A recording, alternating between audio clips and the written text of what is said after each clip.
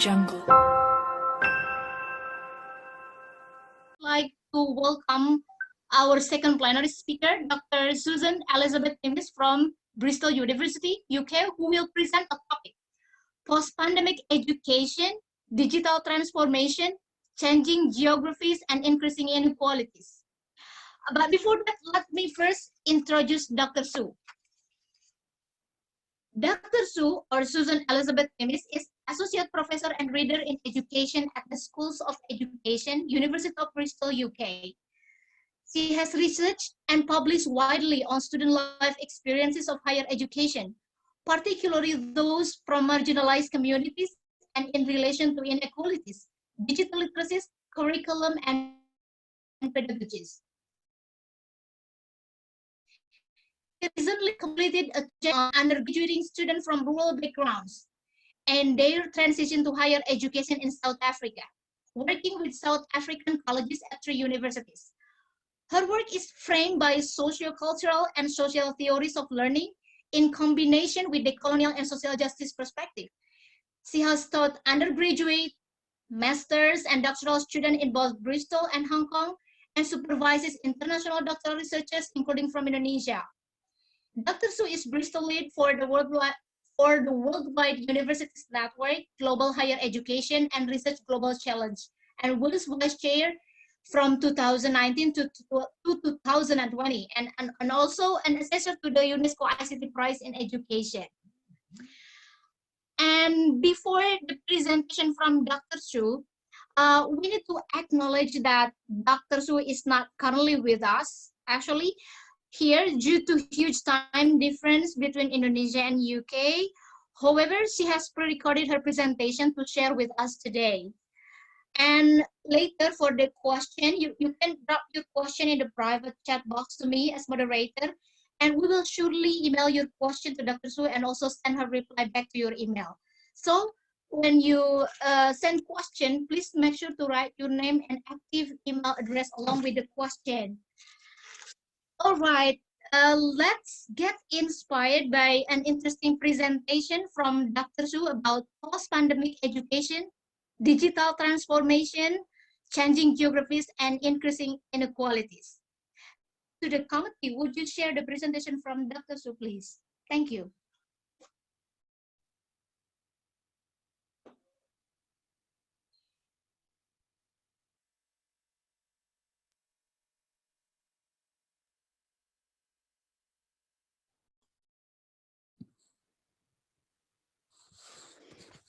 Hello, my name's Dr. Sue Timmis, and I'm Associate Professor and Reader in Education at the University of Bristol in the UK.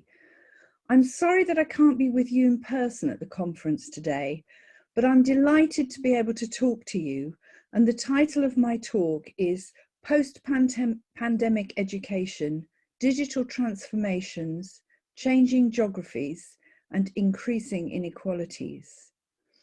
Although most of my recent research has been focused on higher education, I have previously researched and taught in schools, and I'll aim to address both of these sectors in my talk. I'm now going to share the screen with you and start the presentation.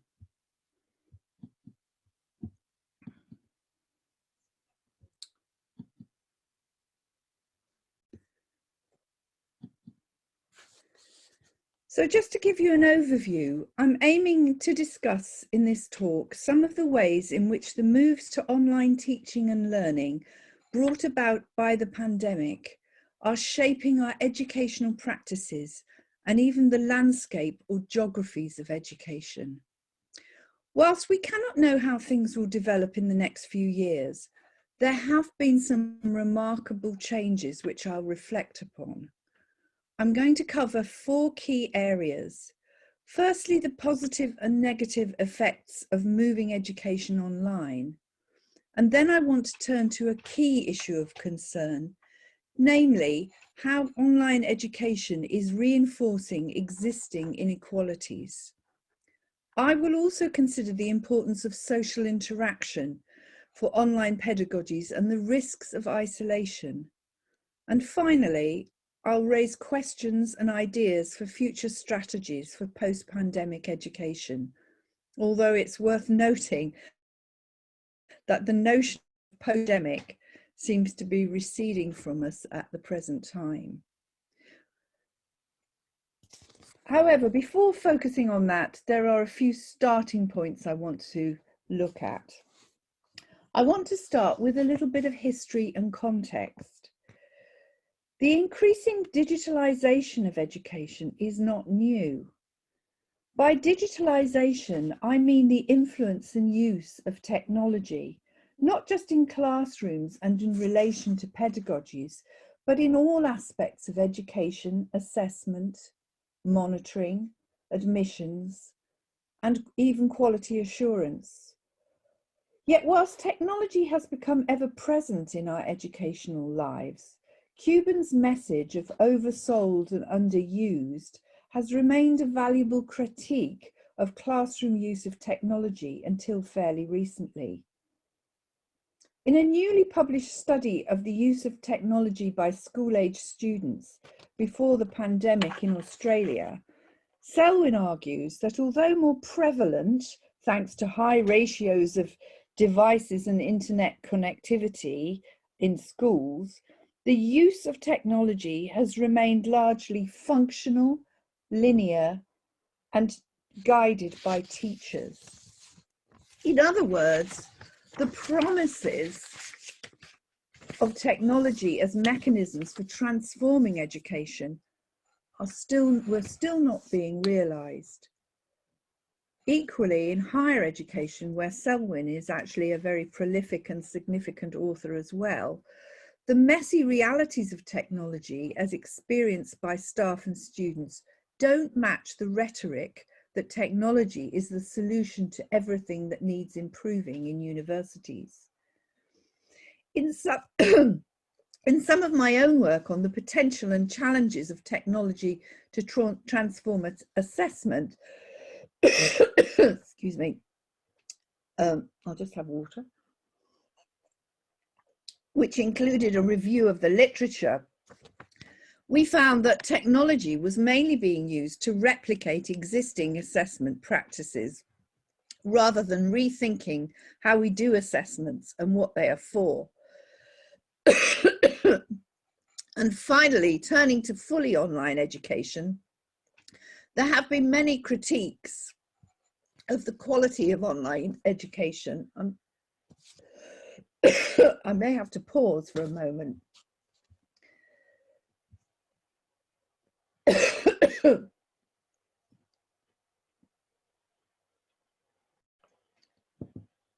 Sorry about that. So whilst there have been many critiques of online education before the pandemic, particularly in relation to MOOCs, massive open online courses, which were appearing everywhere and being suggested as the next best thing, this led to skepticism of its value and educators and researchers remaining relatively inexperienced in delivering online education. Instead, the idea of blended learning became a common policy suggested by both governments and institutions. The idea of blended learning is of mixing online and face-to-face teaching. However, this blended approach could be interpreted in many different ways and with mixed results. Therefore, I think it's fair to say that experience with successful online education was patchy at best.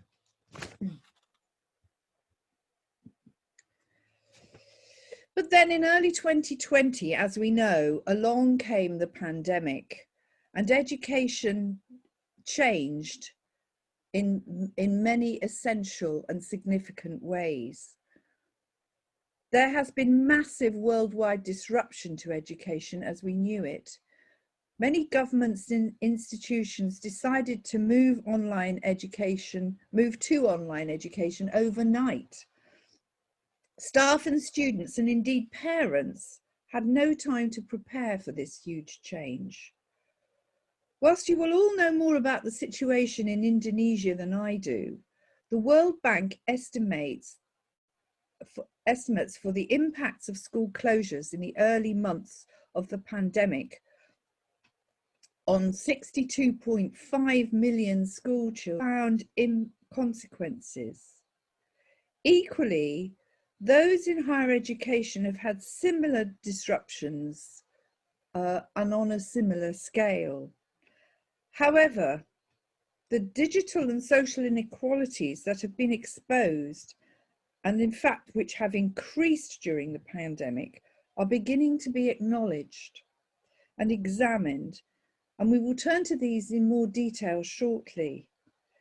Watermeyer, writing about the changes brought about in higher education, suggests that COVID-19 has forced change, but revealed also quite how much change is overdue. There have been profound changes to learning, teaching, and assessment, but also to the social dynamics of education and to home life for many people. Before discussing inequalities in more depth, I want to start by looking at the changes to learning, teaching, and assessment that can be identified. Let's start with some of the positive effects of having to move teaching and learning and possibly also assessments online in the current context. Firstly, and importantly, there has been a necessary focus on rethinking how students and teachers interact online and how students can work together. Whilst there may have been an emphasis in much teaching on recorded talks or lectures and individual work, the lack of any face-to-face teaching has necessitated at least a consideration of how interaction might be facilitated, what other activities might be included in teaching, and how students might follow up on recorded teacher input. This has also led teachers and lecturers to think more about other resources that can be made available, and more emphasis on multiple sources and multimodal resources such as YouTube videos. In my own online teaching recently, I asked students to identify a film about learning or education and to study it throughout the course. The course was about sociocultural approaches to learning. And I asked them to focus on a particular scene. They then recorded their thoughts and ideas in a blog on Blackboard, which was shared with everyone. Students reported that they found this a particularly useful addition to the course. I had never used this idea before. It resulted from me thinking more deeply about how to embrace different resources and different modes for the students to interact with. Teachers and lecturers have also had to rethink assessment practices, often in line with wider policy changes, which I'll return to later. Nonetheless, this has also led to new thinking on assessment of individual activities, courses, and subjects. Similarly, staff and students have had to embrace new digital literacies, not just skills in navigating access to new systems, but in relation to resources and activities that they needed to explore creatively and work out how to engage and interact online with others in the best possible ways. Whilst all this has been hard work for everyone involved, there has of necessity been a lot of new thinking, experimentation and creativity at work. Furthermore, there's been a renewed emphasis on professional development through team working and discussions of new pedagogies and practices. And this is all to be welcome and likely to have long-lasting effects. Now let's turn to the negative effects on pedagogies. We all know that there are many downsides to teaching and learning online. Significant issues worldwide, as highlighted by UNESCO in their published list of effects of school closures worldwide, include the isolation, stress, and confusion of learners and teachers. Where previously learners were placed in vibrant, dynamic, interactive contexts, they were now forced to learn alone, cut off from their peers. Equally, teachers have had increased workloads and stress associated with new pedagogies and extended requirements for advanced preparation.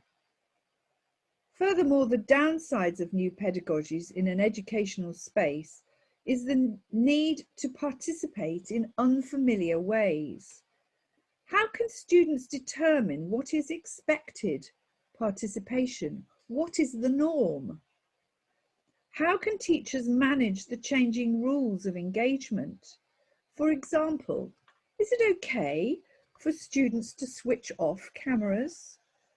How does a teacher cope when teaching to a whole class, but with a blank screen without any non-verbal cues? How do you know if everyone is understanding you? I myself have found this very challenging in my recent online teaching. We also miss out on what I'm referring to as the social glue that brings classes and groups together. By that, I mean the corridor and playground chats, the quiet word with the teacher at the end of a class, the laughing and joking that helps to relieve the stress and tensions associated with teaching and learning. These are important ways in which we all manage our educational lives. Finally, of course, there have been many technical difficulties that both teachers and students have had to manage regularly.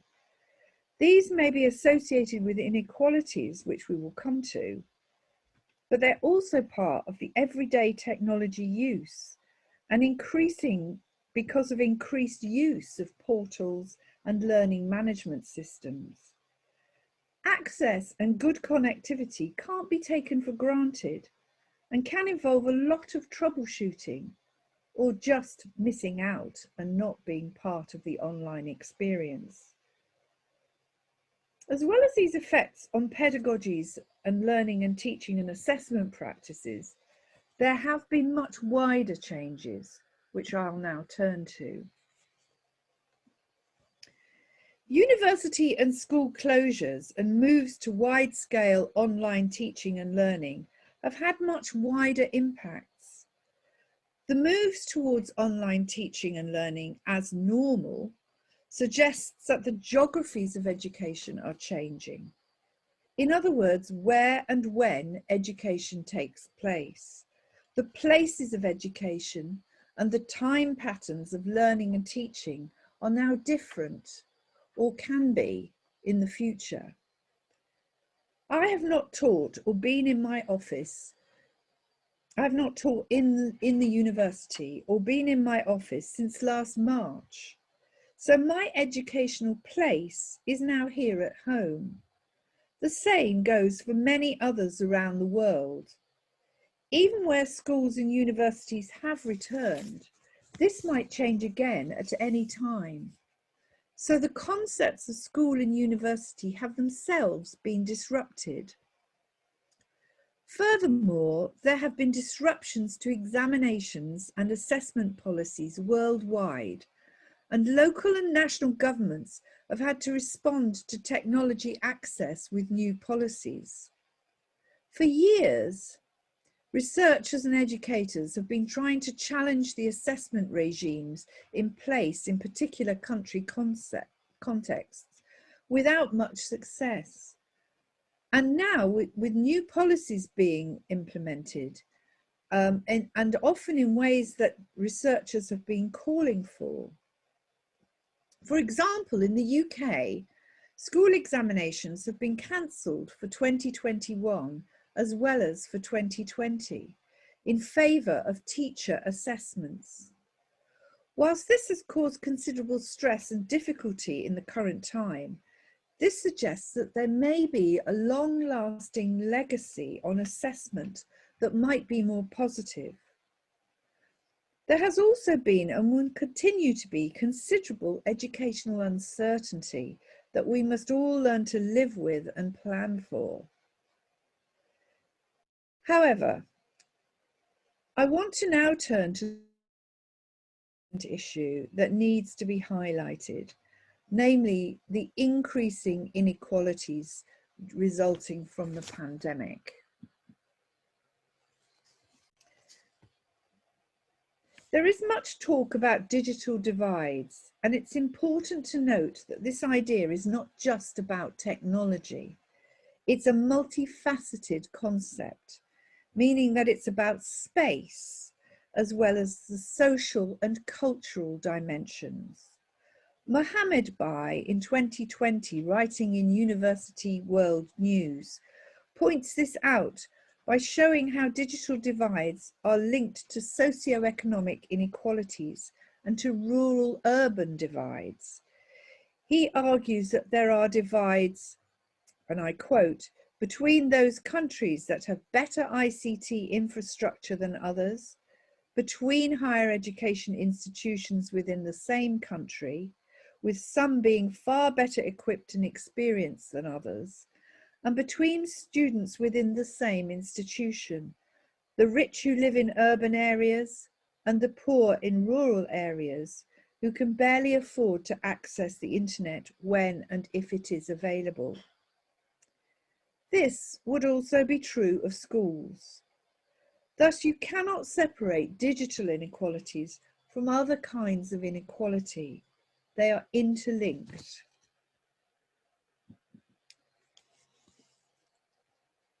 In this slide, you can see I have highlighted some of the increasing social and digital inequalities. The links between those having caring responsibilities or financial uncertainties caused by COVID-19 and the lack of digital infrastructure are not hard to make. Equally, there are spatial implications in relation to rural-urban differences or poor housing or lack of space to study. Whilst there have been attempts by governments and institutions to address some of the inequalities that are exposed or made worse, these have been less the case in low-income countries, typically those in the global south, so that there are increasing divides between rich and poor, north and south. There have been many researchers and policy-making bodies that are attempting to capture and document these changes and to find ways to address them. Here are two examples that I'm now going to show you. This is a screenshot from one of the UNESCO pages on their response to the COVID-19 pandemic, detailing the many challenges that arise from school closures worldwide. Some of these we have already discussed, but you can see from the screenshot that there are other consequences, such as poor nutrition, gaps in childcare, and the unpreparedness of parents to take on the challenges of homeschooling. They also highlight rises in social isolation, school dropout rates, assessment disruptions, as we discussed earlier, and increased risks of gender-based violence. We can see from this list that the consequences, especially in relation to poverty, are potentially very significant. They do mention digital education in this list, but place less emphasis on this than the social issues. Here is the URL if you want to follow this up.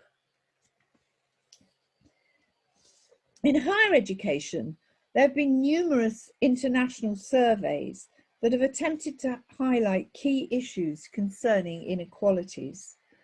The following is one example. This is a research briefing from a survey undertaken by the Association of Commonwealth Universities across 33 countries. They highlight gaps in digital education within universities, which they suggest acts as a double divide. In other words, access to online education is the first possible digital divide, and then not knowing how to engage or disengaging represents a second digital divide. They acknowledge that the pandemic challenges of accessing online education, but they conclude, and I quote, "It presents a window of opportunity to build resilience and widen access." This idea of resilience appears a lot in the literature on educational inequalities. And I want to challenge this idea because it puts the emphasis firmly back on the individual. It suggests that individual students must fix themselves rather than seeing this as an institutional or government responsibility. This issue was particularly significant in a study I led in South Africa before the pandemic, but I think there is some relevance in highlighting some of the issues from that study for you here.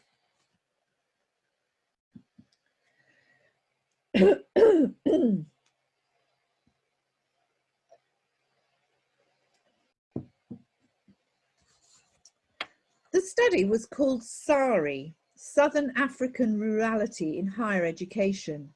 The URL for our website is here for you if you want to find out more. The project was funded by the UK and South Africa governments from 2016 to 2019 and investigated the experiences of transitions to higher education for students from rural areas of the country. We worked with 72 student co-researchers. They were called co-researchers because they were researching their own learning lives in partnership with us. They were from 3 different universities in different parts of South Africa. All the students were from rural areas and had lived there for at least 16 years of their lives. This map shows part of South Africa and the areas where the students came from in the north and eastern parts of the country. The circles represent more than one student. The circles are almost all located in the poorest rural areas and show the legacies from South Africa's apartheid policies through the enforced homelands that Black people were forced to go and inhabit. One of the most striking findings from the study were the levels of existing digital inequalities, including lack of electricity and digital infrastructure in these deep rural areas. Transitions to higher education increased digital inequalities, including the costs of travel, communications, and facilities for doing online work. For example, the need to and the costs of travelling long distances by taxi, because that was the only way to travel, to get to an internet cafe where you had to pay again in order to do your work online.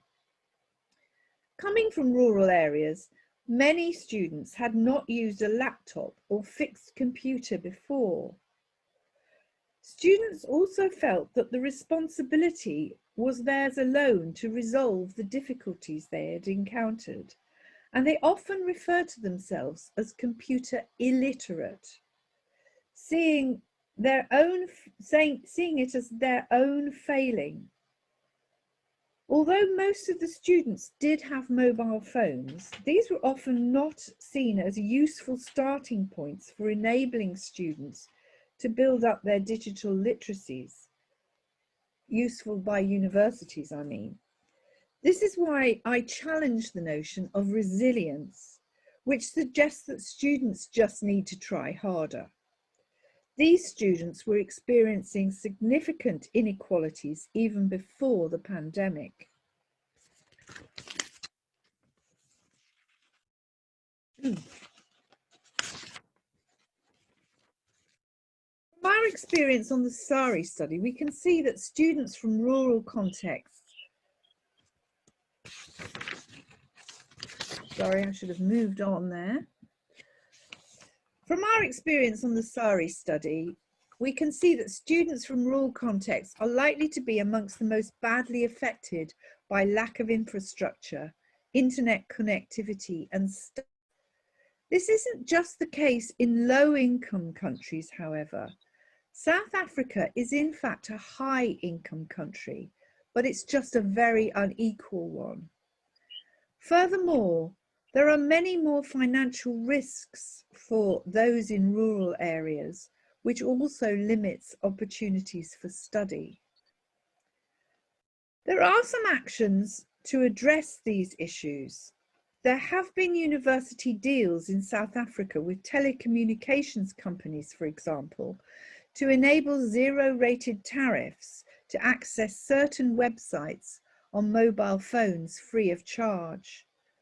Governments and institutions are also providing devices and doing deals with commercial players to make resources available. However, in rural areas, many of these actions will not address the fundamental issue of poor infrastructure.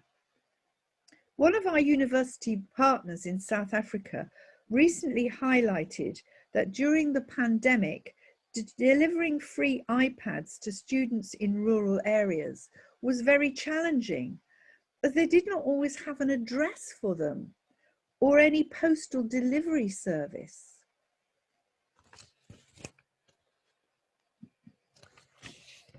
While South Africa is a long way from you all in Indonesia, and you are better placed than me to discuss the issues that are relevant in the Indonesian context, I found this article from the World Bank interesting in highlighting similar issues in relation to rural-urban divides in Indonesia. This is an extract from the article, and it highlights some of the social and digital inequalities that families and teachers have been dealing with in rural parts of the country during home learning, where internet connectivity is too low for access to be enabled. They seem to me, at very least, to be similar to those highlighted in South Africa. The article proposes several solutions, including increased internet connectivity in rural areas, training for teachers, new online learning platforms, increased home visits, differentiated instruction for those falling behind, and support for disadvantaged students to return to school. Whilst these ideas are no doubt helpful, it remains to be seen how well they can be implemented and how adaptable they can be in an ever-changing pandemic situation.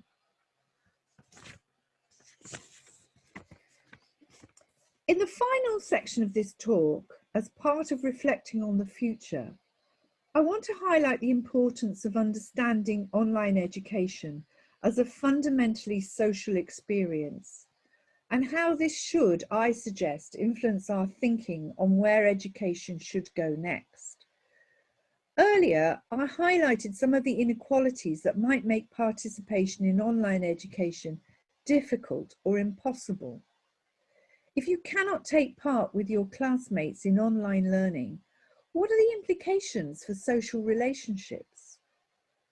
I also discussed some of the limitations of online pedagogies, which make it difficult to interact informally with friends, teachers, and classmates when working together online, and to work on the social glue, as I called it, those incidental conversations that build relationships and make learning more meaningful and fulfilling. How can these kinds of interactions be facilitated? And how are teachers to teach online without non-verbal cues to help them see who is following or understanding and who is not? Governments and policy see the need for staff training, for platforms and better connectivity. These are all important, of course, but what will really make a difference is how to work socially together online. In previous work, I have highlighted that academic and social lives are always intertwined, and this is true for school students and those in higher education. For me, these issues are about the importance of fostering what I call sociodigital literacies. Neither simply social nor digital, but both. This may include how to interact together online, how to interpret other people's actions and words, how to foster trust and a sense of belonging, and how to manage the lack of non-verbal cues. This image is an example from the SARI study of a WhatsApp conversation amongst a group of students trying to work out how to do their assignment. As you can see from the conversation, they are seeking support from each other and trying to make sense together of what they need to do and what resources they can bring to the problem. Whilst groups of friends will continue to use social media, I'm sure, to communicate privately, and some of these conversations might take place in that forum, class interactions will still be limited because of the lack of space and time for informal conversations that should take place alongside formal teaching. I suggest that it's critical that teachers and lecturers work and discuss together with their students on how to work together online in a way that can increase those social interactions, including the informal ones, which are equally important for developing what I've called social glue. This conference is seeking to look at what happens to education after the pandemic. That seems at the present time to be a difficult task, as we don't yet know when it will end. But we can at least reflect on what we have learned from the changes we have had to make and the kinds of educational changes we would want to build upon.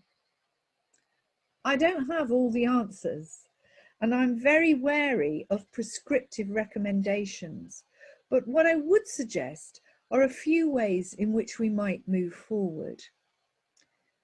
And these include more qualitative research to understand the positive and negative effects on students in particular, to find out more about their experiences in depth, and to go beyond surveys, which can only offer a very limited view of what is actually happening. We should also be consulting students and staff in schools and universities more actively in identifying the challenges of online education, rather than making assumptions in a top-down way. To address inequalities, it may be critical to support both distributed social and digital infrastructures in remote or rural or disadvantaged areas. For example, setting up remote study centres which can foster social interaction and give support, rather than sending out more and more laptops, which may or may not be able to access the internet when they get there. I think we need to enable and encourage our students to support each other more actively, and I've made that point quite strongly. Perhaps using their own social networks alongside online classes and activities, but also in discussing together what ways in which those informal conversations can be facilitated. And finally, I think we need to keep reflecting on our own experiences. We need to keep sharing them, and we need to keep discussing them.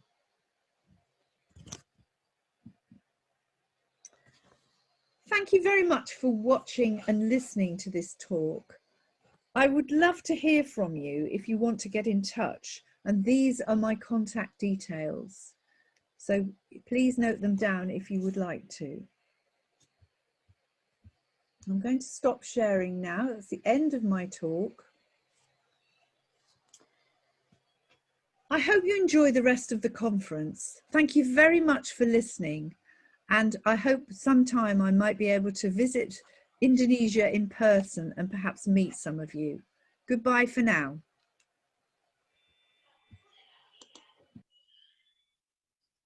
Thank you. That's an interesting presentation.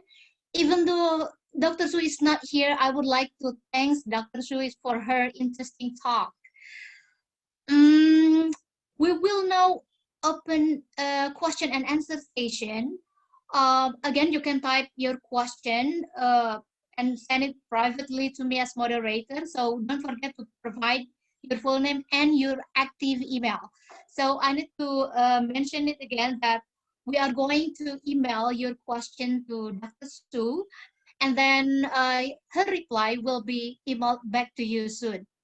Okay, and while waiting for the question, actually we already have like one, two, several questions here. So while waiting for other questions, so let me give some notes on the summary of Dr. Su's presentation. So Dr. Su has already shared about positive and negative effects of moving education into online spaces. It changes a lot of things to pedagogies and student support, changes in literacies, changing spaces, geographies of education. So, and some of negative effects of pandemic and the move to teaching and learning online is reinforcing existing inequalities in education, especially in places where access to technologies and digital literacy is limited. I think it's very related with what happened in our country too. So Dr. Su also suggested some strategies and ways of addressing the highlighted challenges in her presentation. So some of them are like a need to understand positive and negative effects on students of online learning on students, and then consulting students in school and university to identify challenges of online educations. And then this is interesting that she also suggests that we need to encourage students to support each other. So in this case, this is not only the teachers, but we support each other, including among students. And the last one, it is suggested that there is a need for like ongoing reflections, continuous reflection on our own experience during this pandemic with and it goes with online teaching. Okay, and here I already have like some question for Dr. Su.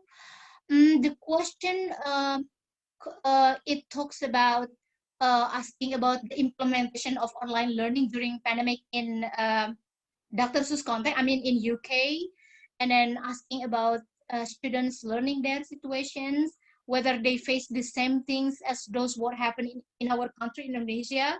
So, and then the question about how to overcome the problems of those challenges. And then also there is a question about whether after pandemic, like post-pandemic, whether we need to keep applying blended learning or why and why not. And then also another interesting question about yeah, because that's the fact that I brought in the presentation that the move to online learning and teaching to certain extent increase of inequalities. So what should the teachers do to their students to make those inequalities do not becoming like huge problem for their learning? So those are some questions to be to email to Dr. Su, and thank you for those who have already given us again please send your question to Dr. Su. All right, thank you to all the participants for attending and being engaged actively in the first plenary session. So let's close the first plenary session by giving a round of applause for all of us. by typing clap, clap, clap in the chat box. Thank you again. And we will return the floor to the MC of the house. Thank you. Assalamualaikum warahmatullahi wabarakatuh.